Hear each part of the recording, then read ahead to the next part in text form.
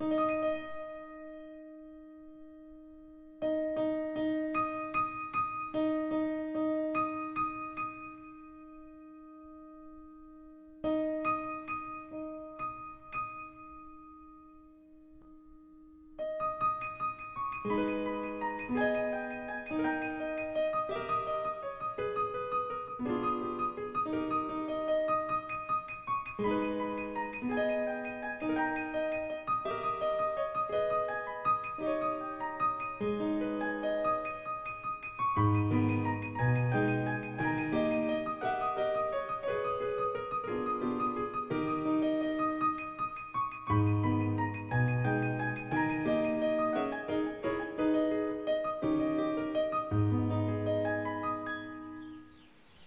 hello.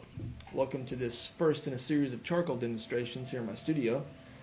Today's demonstration will be a quick sketch of the head, and we'll cover most of the basic fundamentals of charcoal drawing as well as a few advanced techniques that I've been experimenting with. So, I've saved the in-depth discussion of my materials for the special features portion of this video, so be sure and check that out before or after I do this demonstration. And having said all that, let's go ahead and get started.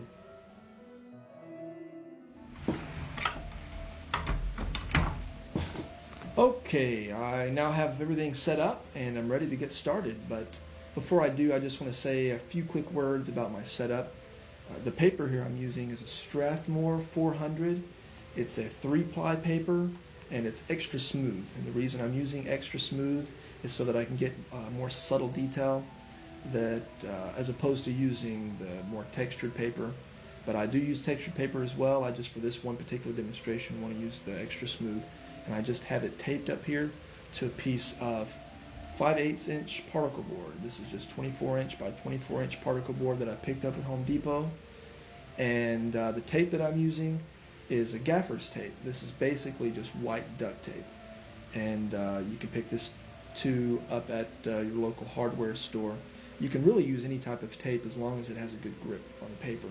But recently I've been using these little black clips to clip the paper on to the particle board. And the advantage of the clips over the tape is that the tape will sometimes tear the paper when you're taking it off. So I've been using the clips, but for this demonstration I already have the tape on, so I'm going to go ahead and use the tape. And the reason I'm using a 3-ply paper as opposed to 1 or 2 is because I need the thickness when I'm spraying the acetone on, so that it doesn't warp the paper. And I just feel that the 3-ply is more sturdy, and I like a sturdy paper. So next I'm going to introduce my model. This is Stephanie. I have her placed over here to my right. And one thing I like to do when setting up my model is try to do it in the most natural way possible. I don't want my models to look posed. I want them to look as though I've captured some moment in time. And if I set them up that way, it will show and come through in my work. And secondly, the lighting. The lighting that I have on Stephanie here, I'm using 6 4-foot fluorescent bulbs. The temperature of these bulbs are 5,000 Kelvin, although it doesn't really matter about the temperature when you're working in a monochromatic medium such as we're doing today. But I just have 6 fluorescent 4-foot bulbs. And the reason I'm using fluorescent as opposed to incandescent, I've used incandescent before, but the reason I'm using fluorescent in this particular demonstration is because of the nice diffused light. I get a very soft turn of form, and the shadow lines under the nose and in the eyes and things like that, under the chin, I just get a softer turn, a softer light, where the light turns to shadow. And so that's what I'm using as far as lighting goes. As you can see here in Stephanie, the light is very soft, and if I did have a north light window in this studio, I don't, but if I did, I would probably be working under that lighting as opposed to the fluorescent bulbs, just because I like north light better than any type of artificial lighting. But I don't have that yet, so until then I'm working with fluorescence. And the last thing that I want to talk about before we begin today is I want to talk about where I'm headed. I want to talk about my ultimate goal before I begin, because I think it's very important to have a goal. I think a lot of people jump right into drawing. They'll set everything up and rush right into it just to get started and not have any idea where they're headed, what the finished piece is going to look like. And if you don't know where you're headed, how are you going to know if you get there or not? So what the way I see it, there are basically two goals in this. I could go one of two ways. My first goal could be to basically do an exact rendering of what's in front of me. Copy stroke for stroke every tiny tight detail there is in front. And I do believe that if you're a beginner, I believe it's very important to go through this first stage, because if you can't copy what's in front of you, how are you going to be able to simplify and alter it and make things look better and sort of move things around? So I believe the first way we can go with this is to copy, make an exact rendering, photographic rendering. And that's the first stage you should go through. But today, and this is the second way we can go, you could bring this beyond the traditional art class method and turn this into a piece of finished art. And that's what we're going to do today. And so you might ask, well, how do we do that? How do we transform that and go beyond into a finished piece of art? Well, the way I like to do it is to start off with an idea, a certain mood that I want to convey to the viewer. And so once I have that mood, then I narrow it down and say, well, what subject matter will best convey that mood? I could say, well, a landscape might. No, a landscape will not. Still life will not. I can narrow it down to maybe a figure. But in this case, the specific mood that I want to convey to the viewer is best represented in a head study. So then I thought about 3 or 4 different poses that might best show that mood, and I narrowed it down to basically one in my head. So I set the model up, and it resonated exactly what I wanted to show it. It just showed basically what my mood was better than anything else. So once I had the model set up and I had a clear image in my mind of what this was going to look like to best show and communicate my idea, then all I had to know was step by step of how I was going to get there. It's like when you're building a house and you have your floor plan, you need to know, well, how am I actually going to build this house? I need to first lay my foundation, build the walls, and then the roof. And in this case, I need to know exactly what strokes I'm putting down first, my mid strokes, and my final touches. And honestly, some of this is experimental. I'll get to certain stages and I will try something and it might look better than my original mental concept. So there are sometimes sidetracks, but for the most part, I want a clear idea of how I'm going to get there. And there are a few deviations now and then, but I think it's important to have a somewhat of a step-by-step way. But I do believe that all comes from experience, because I think if you don't know your tools, you're not going to know what you can do. So first off, you need to know your tools.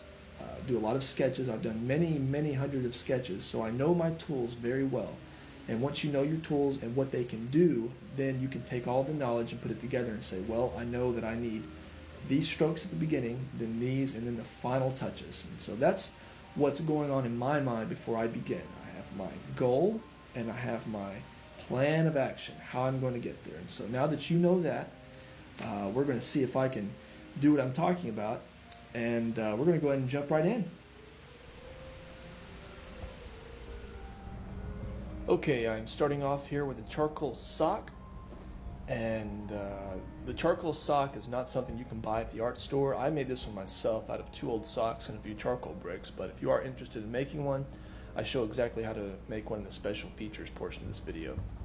I like to use the charcoal sock in these preliminary stages especially, just because of its erasing qualities, and I think that's very important in a charcoal, because one of the restrictions of charcoal as opposed to oil painting is the lack of the ability to fix major problems. When I put a really dark down on paper, I just have to bear in mind that I may not be able to erase it later on. So that's why I use the charcoal sock, because I can put it down very lightly and I don't have to worry about erasing it at this stage. And another reason I like to use the charcoal sock, I think it's such a great tool just because of its edge qualities. I like the fact that it puts down very soft edges so that I could add hard edges later.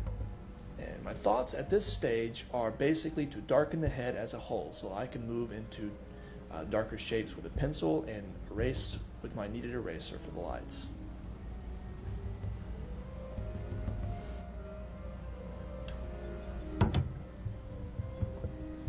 Here I'm working with the blending stump, and this can be bought at the art store.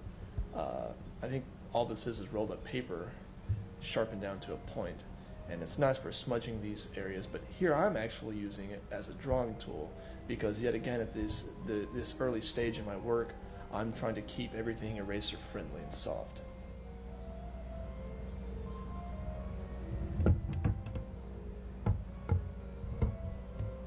back with the charcoal sock. I'm darkening up these eyes.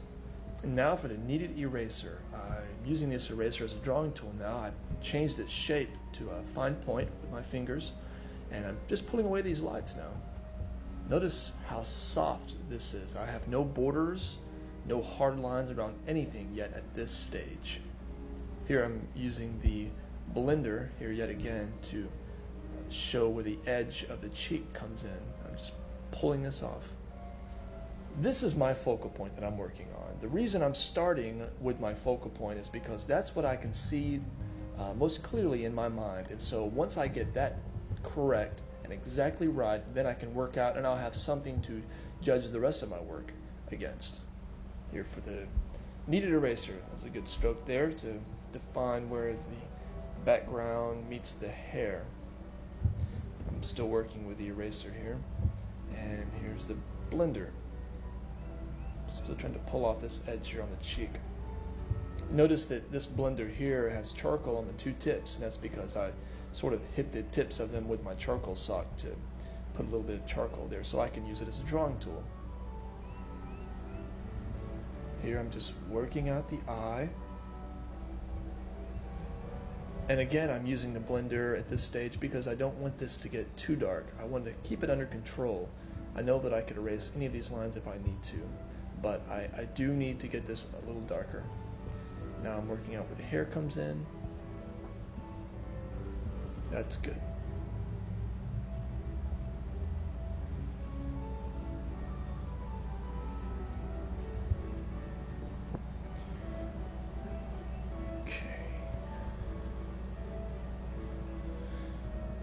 Here I'm just using the sock and some sandpaper to shield an area that I do not want to get darker.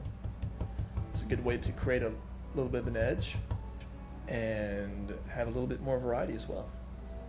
And here for the eraser again. Always looking for different and new ways to push charcoal to make it look good and keep variety in my work. Okay, I'm just working my way down the face now. I pretty much know exactly where these eyes are going to go. You notice I still have not darkened them yet. I still have control, and I'm just moving my way down the face now, working on the nose, pushing these darks within the dark values, and probably my biggest thought at this point is keeping the light family separate from the dark family. That's how I can turn form. Here you see I'm doing just as much drawing pretty much with the eraser as I am with the blending stump or anything else. And I like to draw with the eraser as much as I can just because you know, you don't have to erase it if you're using the eraser. I can always cover it back up if it's in the wrong spot. And just a few more marks here with the blender. I'm working on this edge here. I'm just sharpening it up just a little bit. Coming down here. Now for the charcoal pencil. This is an 6B extra soft.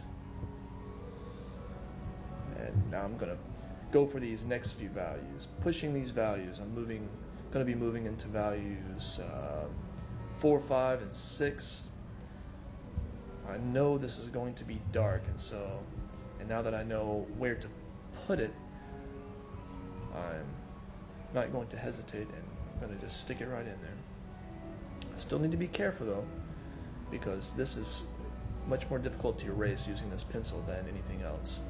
But I'm pretty confident that I know where this is going to go, so I'm not too worried about it.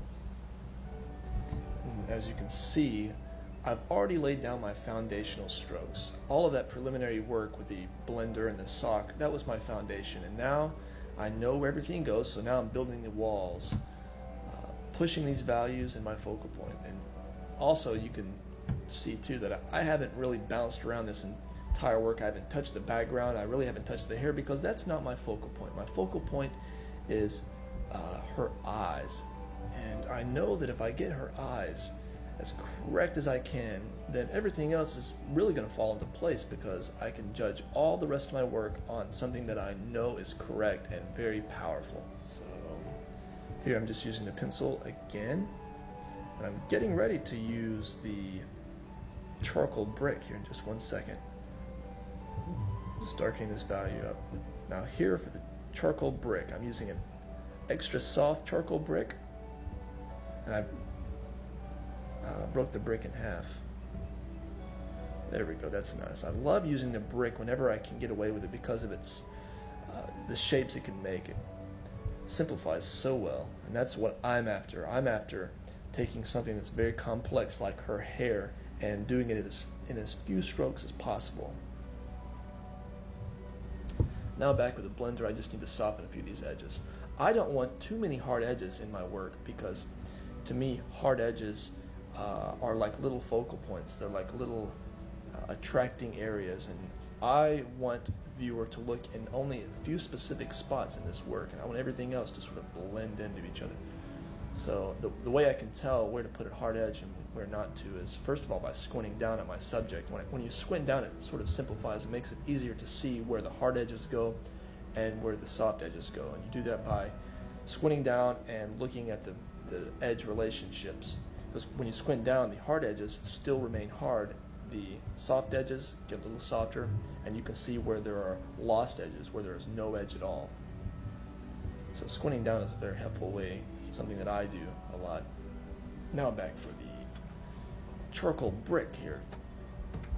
I'm using the brick here, but I'm lightly touching it to the paper to create this texture effect. And now back with a pencil. I need to darken up these values in the eyes here. And the reason is because I need to still separate the value families. I'm working toward maybe 2 values in the dark and 3 or 4 values in the light. And when I separate these values like this, it's really just showing and giving more of a 3-dimensional quality to this work. It's turning the form. I've noticed sometimes in beginners, they will not get the dark family dark enough, and when you do this, you're basically just taking the realism out of it. So watch out for that. Make sure you really study your subject and know how much darker the darks are than the lights. I'm still working with this extra soft charcoal pencil, and I'm still darkening up these dark values. Here I need an edge,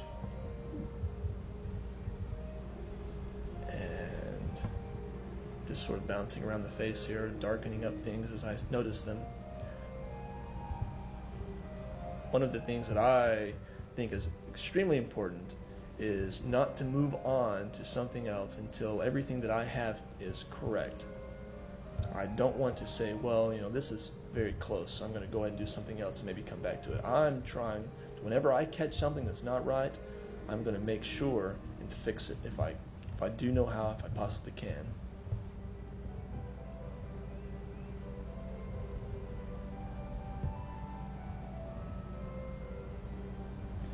Sometimes that's not so easy, though. Sometimes you need more work around completed before you can tell if something's correct or not. And at this stage, the eyes are almost completely finished. I'm not going to do too much more work to the eyes because I do not want to overwork them, first of all, and they really don't need too much more. So now I'm sort of bouncing around just a bit, adding a little bit of variety here and there in the hair, and I'm going to move up now to the top, and I'm using the charcoal brick here, just lightly touching it and dragging it against the paper here to create a little bit of texture. I like a good variety of texture too in my work. And placing these darks here, this is where her forehead meets the hair, but I'm going to keep it soft though. This is all part of my mental image in my mind. I'm basically looking at my model, and like we were talking about before, I'm using my model to help me out and to alter it to that original mood that I have, that mood that I'm trying to communicate to you. And I'm leaving things out, I'm altering things to only show you the things that I want you to see. I don't want to make this an exact rendering of what's in front of me, otherwise it would just be a photographic copy, and that's not what I'm after. I'm not after a photographic copy. If I wanted to do that, I could just take a photograph and print it out, but I'm after a work of art. and a work of art shows what I want to communicate to you. So it's my power to choose what to leave and what to show, what to emphasize. And so that's what I'm doing now. And I'm using the extra soft pencil again, working my way down. Now for the mouth. And let's see if I can do this here with a blender. That's a good stroke. There we go. Now back with the eraser. I'm just alternating between my pencil, my blender, and the eraser. I need these values under the nose to be a little bit darker. The frame of mind that I have when I'm working, as far as edges are concerned, is I like to work from soft edges to hard edges. I like to leave the hard edges until the end, because to me it's much easier to, like I said earlier, add an extra hard edge than it is to already have an edge and erase it. So I'm trying to work soft to hard, and there's a wide variety of edges ranging everywhere from a lost edge to a hard edge, and those are my thoughts on that. Back with the charcoal pencil here I'm still using the extra soft pencil. That still allows me to retain some sort of eraser if I need to. Here I'm softening this edge here. I feel that there's really no need to put a hard edge on the cheek right there, but this right here does need a hard edge. Down here on the bottom, I'm going to need to pick that up there. Okay, that's good. You might ask how I know whether or not I want a hard edge or not, and a lot of it is judgment call on my part, but I'm always looking for a good variety, especially with the edges. When I go down the form, I want to say to myself, well, where can I put a hard edge and where do I need to keep it soft? I don't want too many hard edges, but then I don't want too many soft edges. So it's really a balance and a judgment call on my part. Let me just add too that although all of this stuff that I'm telling you may seem like rules, it's merely just a few suggestions that I'm throwing at you, so don't take them to be rules in any way. Just a few suggestions that I found that help me out when I'm working, and they're just things that I'm thinking about. So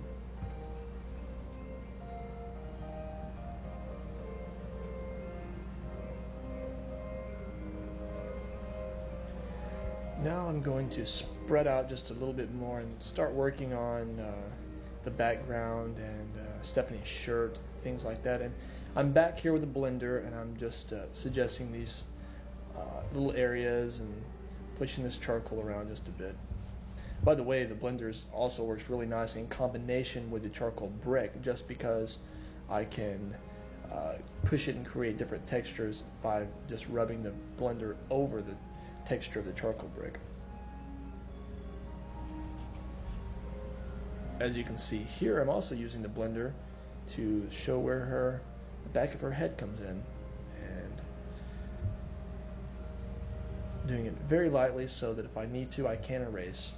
But I'm hoping that I will not have to erase, because another one of my little goals is when I'm moving around to put as few strokes as possible so it doesn't look overworked. I don't like things to look overworked. I like to do them as direct as possible, and I think one of the only ways to do that successfully is to visualize each individual stroke before you put it down. Try to think to yourself, is this going to help or hurt the piece, and is what I'm about to do going to add, or is it just going to be one stroke too many? That's what I like to think in my mind. And now I'm moving from the charcoal brick to the charcoal sock. I need to darken this area here, and now for the needed eraser, I'm going to shape this now and pull this off. That's good. Another reason I like to keep this fresh as possible, for two reasons really. One is I think it looks stronger, and two is that it tells the viewer that I meant to do this, that I did a certain stroke on purpose. That's always nice. Here I'm working with the charcoal brick. And now for the sock. I'm darkening the hair as a whole using the soft, keeping all of these edges very soft. Now I have the kneaded eraser here. Just separating the values between the hair and her shirt. And in case you're wondering, I'm using a cane hooked over the top of my particle board as a hand rest. And here, while I'm using the extra soft pencil, you can see how otherwise I would be placing my hand on the paper itself and damaging some of the surface that I've been working with. So the cane works well, as I found, as opposed to anything else like a mall stick or whatever. Now I'm back with the charcoal brick and just suggesting a few marks. I'm working on the foundation of my background here. And now I'm going to lay this down for the first layer of charcoal shavings. Okay. I'm covering this up with a paper towel so that I don't ruin some of the work in the face. And I'm just using a big chunk of vine charcoal and sandpaper here, fine sandpaper. And you can see I'm sanding this down here, all around the hair and the background. You can see how this works. And now I'm using acetone. This is just extra strength acetone. I picked this up at the hardware store. And I will caution you that when using this acetone, it's very toxic and it's extremely flammable. So you want to keep a well-ventilated room, and you want to don't want to be lighting up any cigarettes or any type of flames or anything around. So you can see how the acetone formed a bond between the paper and the charcoal, and when I touch it, it's a very light bond. So now I'm going to work into these charcoal shavings with a charcoal brick. Pull down the surface. That's nice. You can see the soft shape that I just made with a brick to form a shape in the hair. Now I'm bringing this down the back. I like to look for as many different ways to put the charcoal on as I can, and using these charcoals is just one other way. The charcoal shavings, using the charcoal shavings, just one other way to add variety. And I'm still using the brick here, putting some of these darker shapes in. I like to have as wide a variety as possible in my work. And all the time I keep coming up with new ways to put the charcoal on. It's such a delight to use them in my work. Let me say too that this method of applying the charcoal that I'm doing now it's only one way that I work. I have many different ways of putting charcoal on. Here with the acetone again, I'm just getting a few drip effects, and now I'm using a brush to push this charcoal around. I have many ways of putting the charcoal on, many different methods, but this is just one way, and I thought I would show you this time. We'll cover maybe a few different ways in some videos to come of different ways to put the charcoal on, but I'm using the charcoal brick and pushing it over these shavings. And now for the kneaded eraser, I'm going to pull off a few of these highlights here. I know these are going to remain light in the end, so I'm going to go and pull them away before they get too covered up. And as far as my background design and where I'm going with that, that's basically just part of my original mental concept and my ending goal too. Before I even started this, I thought in my mind what best would look good behind her, the shapes coming off of her hair. And you know, it really starts off in my head as, first of all, I have the head in my mind and how I'm going to pose the head, and then I think to myself, well, what shapes can go around the head to best show a good variety and still a good balance of light dark patterns. So it's really coming down to a judgment call on my part as far as that goes, but planning ahead really helps out because I don't want to do too much experiment in the background as well. I want to know pretty much what I'm going to do. Now, some deviations will occur, but for the most part, I have visualized in my head beforehand where I'm going with this. So, using the charcoal brick now. Need a few dark shapes over here. You might have noticed a little earlier when I was using the brush, whenever I know I'm going to have to use the eraser over the charcoal shavings, I just wipe away some of the excess shavings with the brush so that I don't smear the charcoal shavings into the paper. Now I'm still working with the brick again, just cleaning up some of these shapes. And of course I'm getting these shapes from two sources. One source is from the subject itself, and the other source is from my original mental picture. Sort of a combination of the two and what I want to show you. And it's a translation or a simplification in a way too of the subject matter. See here I'm wiping away some of the shavings here because I'm going to need the eraser here in just a bit. This is just a dry, regular, soft-haired brush. I picked this up at my local art store. Now for the kneaded eraser, I need to shape this for a clean mark. There, that's good.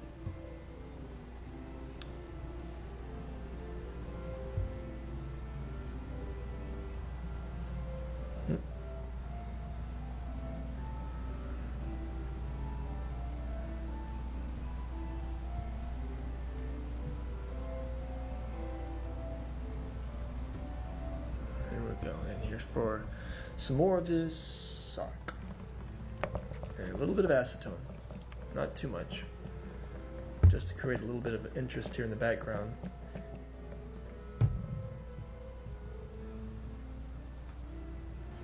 I'm using this acetone as opposed to any other liquid because it evaporates almost instantly, and it's the only liquid that I know of that does not form a residue on the surface. Alcohol does not work, water does not work, unless you're working on a gesso panel. I'm working on paper, so I have to use the acetone, although it is toxic, but it's the only thing that works. It works the best, actually. So you don't really want to use water. That's going to leave a residue, and you don't want to use any type of alcohol either. And as long as you keep a well-ventilated room and follow the basic safety precautions, then no harm will come. Here I'm using again the brick, charcoal brick, and this is still the soft charcoal brick. I've been using the soft pencil and the soft brick at this stage. And I'm pushing the hair back and forth, just trying to create these different effects that I'm seeing in my mind. Now I have the extra soft pencil again. And for the brick, just really alternating between these tools. Every now and then a stroke will happen that I guess I would call an accidental stroke, and sometimes they're for the best and sometimes they're not, but when they are for the best and I can remember how I managed to do it, I usually remember that, keep that in my memory, so that the next time I do a charcoal I remember that I could do that certain effect. It's just one more good tool to add. There's a good eraser mark. I'm using the kneaded eraser now. My basic attitude and thoughts toward the charcoal at this point now are also still to darken up everything as a whole. My design is pretty much in place. I have my focal point in, and now I just need to sort of move around, darkening things here and there, and I'm starting to tidy up the piece now and unify it as a whole.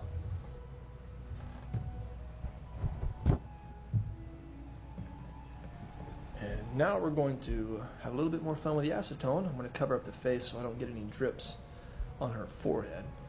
And I'm going to spray this area up here with the shavings. You see these splatter marks? Those are a lot of fun. And now I'm using a brush dipped in acetone.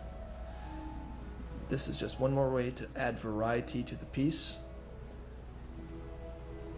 This is just a regular soft-haired brush again, and I've dipped it in a little cup of acetone, and I'm pushing the charcoal around.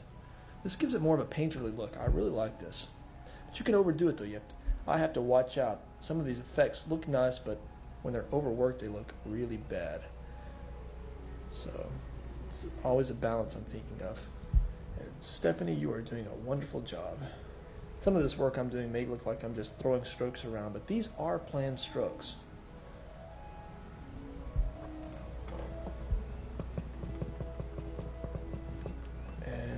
Now I have a larger brush dipped in acetone to create a few effects up here in the background. I need a bit more variety. That's good. A few more out here. That's good. Now I'm painting with the charcoal. And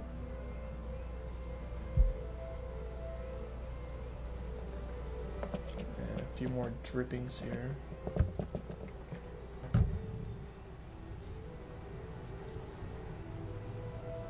thinking about variety at this point.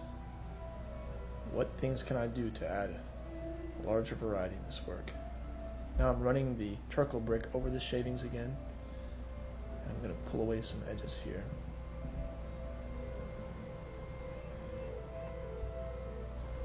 Now for the suck, let's darken up this value. And the kneaded eraser. That's good. This is looking very good. Very happy with this. Just a few more minutes here and I'm going to be finished. Let's create a few effects up here in the top. That's good.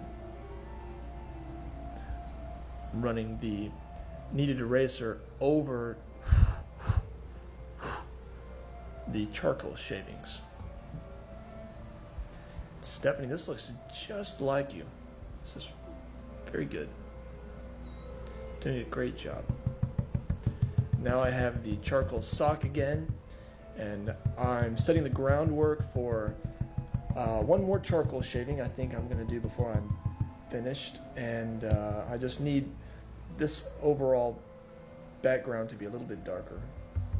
So I'm using the sock. Great tool to do this. Darkening all this up.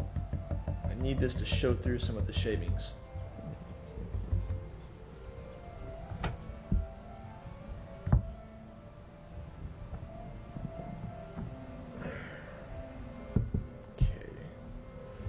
All right, now I'm using the charcoal brick and sandpaper.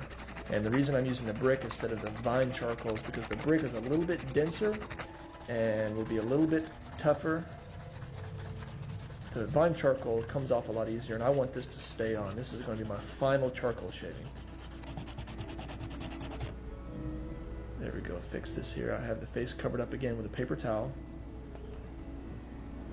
And now for the acetone, I'm going to give it a light dusting. I'm just keeping it off the paper just a bit. This does take a little bit of practice to get this just right. And if you're not careful like I'm doing, knock off too much of the charcoal shavings, but it's working out so far. That's good. Don't want to do too much. Fix this here. Okay.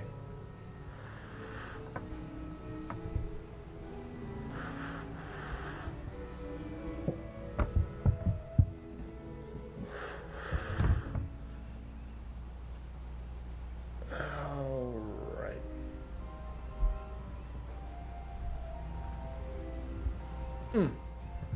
Very nice. I'm very happy with this. See how the charcoal shavings unified the piece as a whole.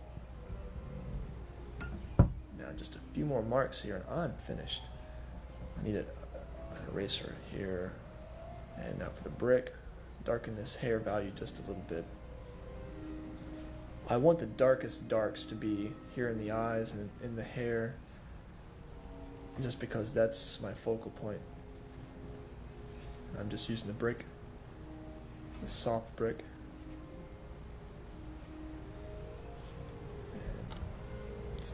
Very important at this stage to not lose sight of my goal. It's extremely easy to ruin a piece now. I've ruined a lot of pieces now because I got tired and stopped concentrating. I have to keep sight of my goal and don't overwork the piece. That's what I'm thinking. Don't overwork. Only put what is absolutely necessary. Having to visualize each stroke, because it's so easy to start fooling around and get carried away with all of these crazy effects. To keep all of my effects subtle, but I still need the variety. That's good. I'm using the brick now. And now back with the pencil. And there's the finger. Good tool sometimes too.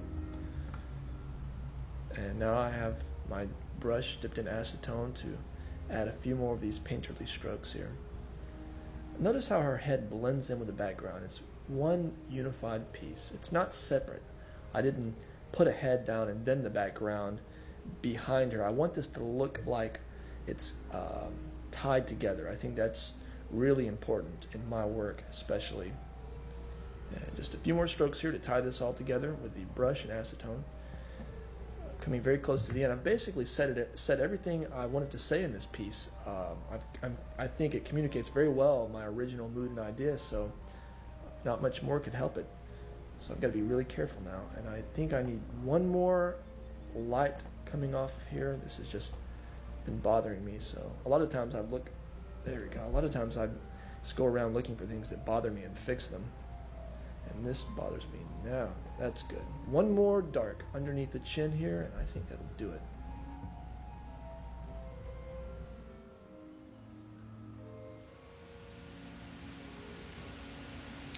Well, Stephanie, I do believe this is finished. I'm very happy with this. And I'm happy you were able to join me as well. I hope to see you again next time, and until then, I wish you all the best in your work.